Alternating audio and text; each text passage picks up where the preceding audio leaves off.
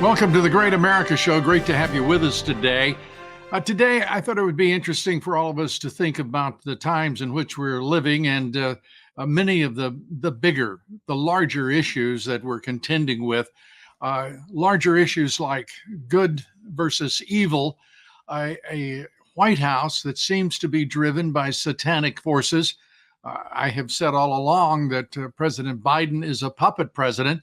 I had it initially, at least, no thought at all that his masters would be demonic themselves, and that he would be at their beck and call, their, if you will, bagman, their go-to man for all sorts of destruction and evil. And that is the time in which we live, folks. And so I thought it would be interesting to talk about this from a theological point of view, a religious point of view, and to ask Father Frank Pavone to join us. And I am delighted to say that he agreed, and he joins us now. He is one of the most refreshing thinkers and a holy man, a great American. Father, great to have you with us. And let me say, it's just a pleasure to have you with us. Always enjoy our talks. These are serious talks these days because the issues are so large, the stakes are so high, and we have people who are watching this White House and they're scratching their heads. To me, Father, it looks straightforward. This is a man who is nothing more than a puppet. He is driven by evil forces. Whether they're Marxist or demonic, these forces are laying waste to our country. Your thoughts? Yes, Lou. Well, thank you for having me. It's a pleasure to speak with you. And, as I travel around in my work in the pro-life movement, I've never heard more citizens saying, the political battles we have now are simply a battle between good and evil. A lot of people have a belief, they have a religious posture, but they've never quite seen so clearly that these divisions, these battles are really a spiritual battle manifesting itself as a political battle, as a cultural battle. Now, the problem that we're seeing from this administration is not simply the man Joe Biden, and you're saying this implicitly by talking about him being a puppet. The problem is systemic within the Democrat Party of today, unfortunately, sadly. But it's essential for people to understand. You can just fill in the blank, whatever candidate they put forward, whether it's for president, for U.S. Senate, for the House. The whole party has gotten into a posture of having sustained systematic attacks on Christian faith and values. And people say, well, why? What's the explanation for this? And I think the explanation is best expressed by simply saying Christianity is the biggest obstacle to tyranny. These people, unfortunately, no longer believe in the concept of freedom that the founders of America believed in and articulated in our founding documents. For example, the idea of God-given rights has come under more and more direct, explicit ridicule by those on the radical left and in the Democrat leadership. You God-given rights. Well, if there aren't God-given rights, well, then the path is open for the Democrat Party, the president, the Supreme Court to declare or to nullify whatever rights they want. Christian faith, Christian truth, which is celebrated in Christian holidays, is the biggest obstacle to that. And I think that's the kind of struggle we're seeing.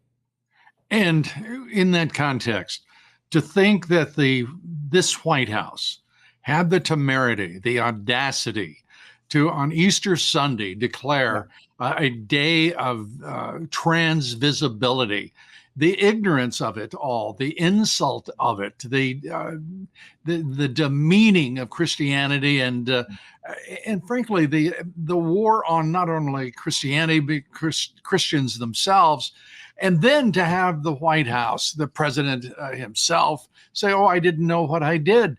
The White House said, well, we didn't know that Easter was going to fall on the 31st. We didn't know that that would be any conflict with, and blah, blah, blah. The reality is that they're absolutely barbaric and ignorant in every way. They didn't know it was Easter Sunday. This is a Judeo-Christian culture we live in. Our heritage is Judeo-Christian. And Easter is well known to even, I would say, to the basest atheist in the country. They know when Easter is. But this White House, we're supposed to believe, didn't got its dates confused and didn't know what was happening, even though there was an Easter egg roll in the White House, even though Jill Biden and the president were standing in front of stuffed rabbits. I mean, what does it take to bring any kind of consciousness or conscience to this Marxist regime? You know, I think our viewers need to understand, and I would say most of them do, that none of this is by accident. I mean, a presidential proclamation doesn't come about with Joe Biden sitting at his desk and deciding to write something. I mean, this is vetted, as you know, on many, many layers of the administration. So many eyes are on that. Approvals are given. They all knew. This is not by accident any more than if you look at the pattern. You know, you mentioned about the Easter egg roll, and you know, they didn't allow religious messages this year to be included in this Easter egg celebration. No Christian symbols. No Christian symbols whatsoever. Right. And you know, Lou, that's part of a pattern. If we think back to Thanksgiving, Biden was under criticism again for issuing a Thanksgiving proclamation that didn't thank God. And then you go to Christmas too. In fact, you look at several of these major Christian and American holidays going back the last few years and also into the Obama administration. What a contrast we see. There's a backing away from any public acknowledgement of, or even naming of Jesus Christ, God, or the significance of these various different holidays. Now, by contrast, President Trump, I mean, I couldn't, as a preacher, proclaim the gospel more clearly than Donald J. Trump does when he issues proclamations about Easter and Christmas, and that he's proclaiming the gospel unapologetically because he believes in something that the Democrat Party no longer believes in, that America thrives when people of faith express that faith. That's when America thrives. And the Democrat Party, again, it's the biggest threat, because they have an ideology that says, no, we have to be in control of what Americans think, of what they say, of how they live. We have to be in control. It's a party of just a lust for power. And again, the biggest thing that stands in their way is for somebody named Jesus Christ to say, I am the truth. And if you know the truth will set you free. That's America. And Biden and his party are on the absolute opposite track. Joe Biden, the Marxist Dems, the satanic Marxist Dems, because they are a party of Satan, in my opinion. They're not simply the party of opposition. They mean to destroy what is everything about America, including Jesus Christ, our heritage. They mean to destroy the concept of God because they don't. It's unacceptable to them as they go about trying to destroy the American family, every value that we hold dear in this nation. We're back now with Father Frank Pavone, and Father, let me start with abortion, Yes. If we may, on this segment, because abortion is one of those things that is, I think, cherished by everyone who is a Christian. The right to life is there's no equivocation, and there's nothing ambiguous about it. And I think that everyone who follows the science, by the way, and I truly believe this, life begins at conception, and there is no other scientific alternative to that statement of what I think is truth and fact. Your thoughts about recently we had 4 more people sentenced to prison because they were praying outside an abortion clinic, getting longer sentences than people who are robbing banks and attempting murder. But that is because the Joe Biden administration, this Marxist Dem regime, means to destroy Christianity along with everything else that is American. Your thoughts? Yeah, they don't believe in the unalienable rights anymore, first among which is the right to life. I've been a full-time pro-life leader now for 30 years, Right. and I know most of these people who have been recently sentenced and really just the object of weaponization of government. This is a government that hates the pro-life movement, wants to do everything possible for the same reasons we were discussing earlier to eradicate the pro-life philosophy. But going into this election, many folks on the Republican side now are nervous about this issue because the Democrats think they can win on it, and they're going to be putting abortion more and more forward. Why? Because they want to hold on to their base. They see their base slipping away among the Latino vote, the Black vote, the youth vote. Absolutely. But there's one demographic that they're hoping to hold on to with the abortion issue, which is single women, especially women without children. And they are holding on to that group, although President Trump is doing very well among women also. But the point is that on the abortion issue, we at Priests for Life recently did a poll with McLaughlin. And one of the most interesting results was this question. We said to likely voters, if you have a candidate come forward and say, I'm in favor of the right to abortion without restriction, and that's the position of the Democrat Party, versus, on the other hand, a candidate who says, look, I'm pro-life. I think legislatively we should have some exceptions, but I also am working for policies to make it easier for that woman to have that baby. Which of these two candidates would you prefer? The respondents preferred the pro-life candidate by 61% to 24% for the abortion rights candidate without exception. So that's a significant finding, and it's consistent with a lot of other polling too, that says to us in the pro-life arena and in the Republican Party, look, don't be afraid of this issue. And I hear President Trump saying this too. We've got to talk about it the right way. Number one, it's the other side who are the extremists. They don't want even the most reasonable limitations on abortion. And number two, we are the compassionate people. We're providing help every day to moms who want to have their baby, but they're facing difficult circumstances. We don't minimize those difficulties at all.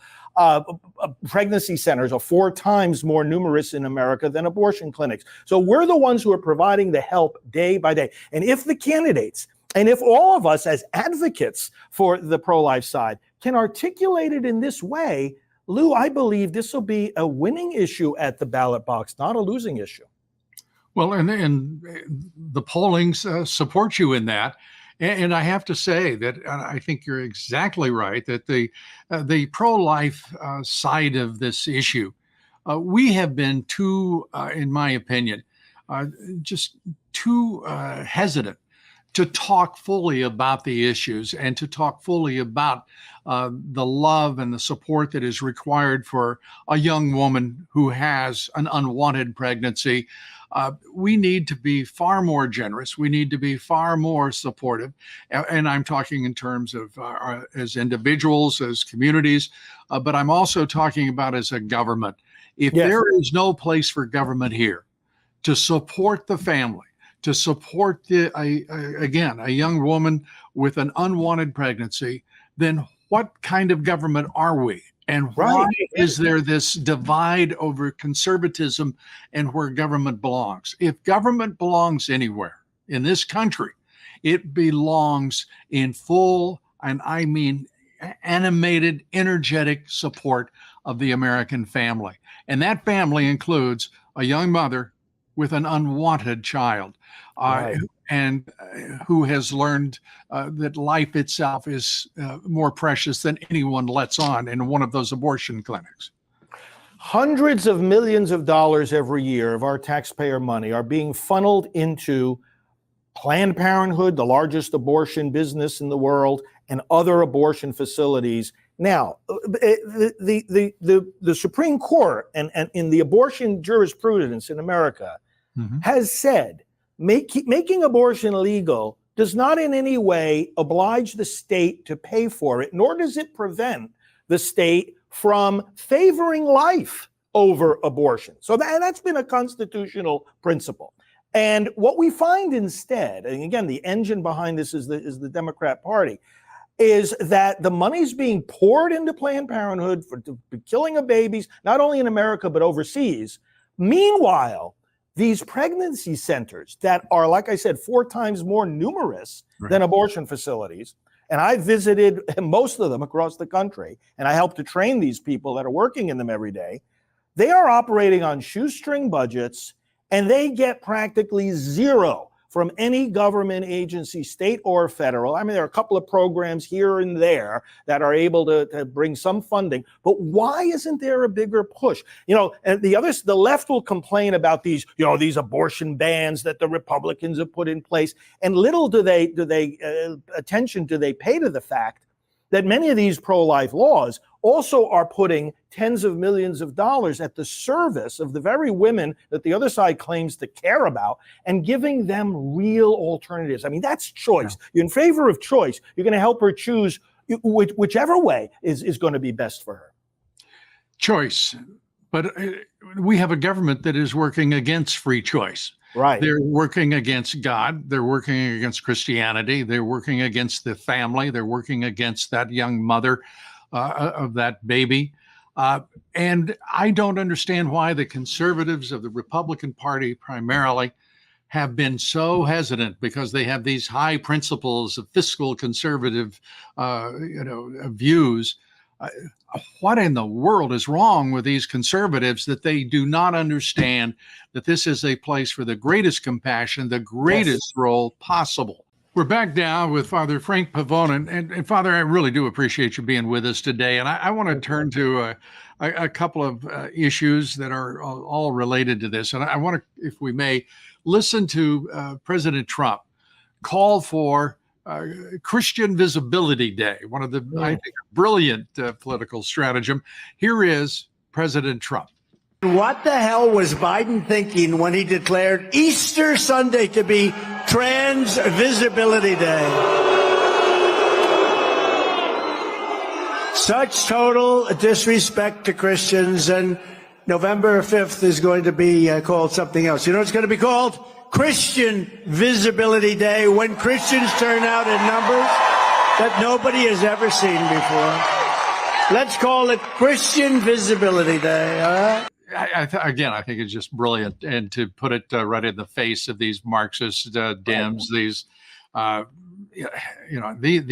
these people who mean to destroy this nation. Thank goodness and thank God that we've got a candidate like President Trump to put up against all of the forces of evil. By the way, I'm not sure it's a fair fight for all of those forces. Are you? President Trump, 2 things come to mind looking at that clip. First of all, he knows how to make what the other side tries to do boomerang on them every single time. He does it with his visibility. Okay, now it's going to be Christian Visibility Day, and what he's saying is, hey, we win this by coming out in tremendous numbers. It can't be just a victory. It needs to be an overwhelming victory. We come out and we vote. And secondly, what he does, I mean, he did the same thing with the bloodbath, thing. Now he's talking about Biden's border bloodbath. And we all have to learn how to do the same thing. Take what the other side does. They try to tag us with these words and these concepts and just boomerang it right back at them. Second thing, too, in speaking about Christian Visibility Day, it's not only a question of we're going to show up to vote, but from the very beginning, even of his first campaign in 2015, he would be meeting with the pastors, and I was in some of those meetings, and he would say, I'm so grateful for all the support I'm getting from you, but I don't understand how come I'm not getting more explicit endorsements. And he was informed that the churches are and other tax-exempt entities are limited by law in what they can do with political endorsements, the so-called Johnson Amendment. And he said, that's crazy. You should be able to speak your mind. So once he was elected, he took executive action to limit the impact of that so-called Johnson Amendment. And we've got to ultimately get rid of that. But the point is, beautiful words that he spoke that I repeat to the clergy all the time. He said, freedom of speech doesn't stop at the door of the church or the synagogue. America needs to hear the voices of the clergy. And by extension, of course, he's saying America needs to hear the voices of the believers. And this president has done more to protect that kind of freedom than anyone else. In fact, I've gotten more encouragement in my preaching from Donald Trump than I have from a lot of the Catholic bishops. So, I mean, it's just exactly on the right track. Yeah, to that point, when you talk about, the black churches, the Marxist Dems and their churches, wherever they worship, there's never a question about whether or not they'll lose their tax exemption. That's right. That's only on one side. And what I don't understand is why that isn't just challenged straight up, because this is the reality. We're facing evil incarnate in the Marxist Dems. It's a satanic party, as Senator Tommy Tuberville said the other day. I mean, they are satanic.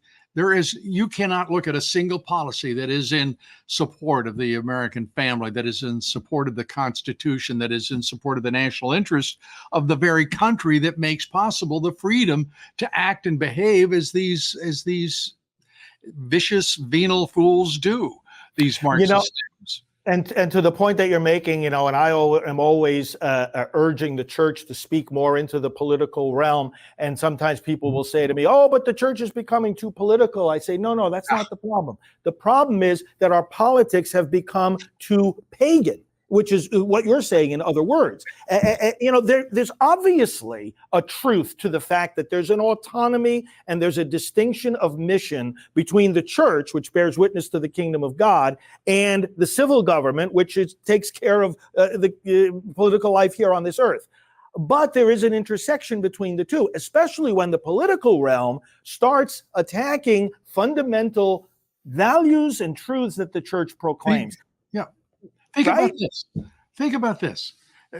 We'll use the Catholic Church as an example. It's not in politics. The heck it's not. Catholic charities are bringing in millions of illegal immigrants, which is against the law. It is also highly political, and it's at the behest of the Marxist Dems who worship Satan. That's right. I mean, this is outrageous what we put up with. It's so true. It's so true.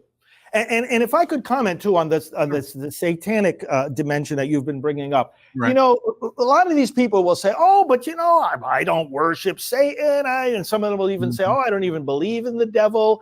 And you know what, Lou? The devil doesn't care. That's the devil really doesn't even care if somebody believes in him or not, as long as they don't follow God. When somebody comes, sometimes we see at some of these radical demonstrations, people will hold up signs that say, "Hail Satan." What they're actually saying is very simply, I can do what I want. Because that in itself is satanic in the sense that it's rebelling against the authority of God. God says, I am your God, you are my people, I am your Lord, obey my commandments and you will live. Right. Satanists say, I don't care about any commandments of God, I'm going to do what I want. As long as a person is saying, I'm going to do what I want, devil couldn't care less whether they actually believe he's a living spiritual being or not. In fact, he is, but that's where you're completely right in saying this is a satanic party, in as much as it is throwing off what they consider shackles of commandments and truth and God. The shackles, in reality, those aren't shackles. That's the road to our freedom and fulfillment. And their rationalizations, their excuses are as always, they have no character. They are operating at the behest of Satan and for Satan, and they know it. They know it, and they despise God, Jesus Christ, and every Christian in this country. And until people understand that, we're going to have an even tougher fight on our hands. And I thank you so much. I am so grateful to you for the fight that you carry into the arena every day. God bless you. And Father Frank Pavone, thanks so much for being with us here. You're a great American. Thank you, Lou. God bless. That's it for us today. Thanks for being with us, Father Frank Pavone, one of the great Americans in the fight, as I said, every day, battling, Marxist Dems, the fools on the left, the rhinos on the right, and the satanic Marxist Dems of the Democrat Party and Biden regime. Thanks for being with us. See you next time.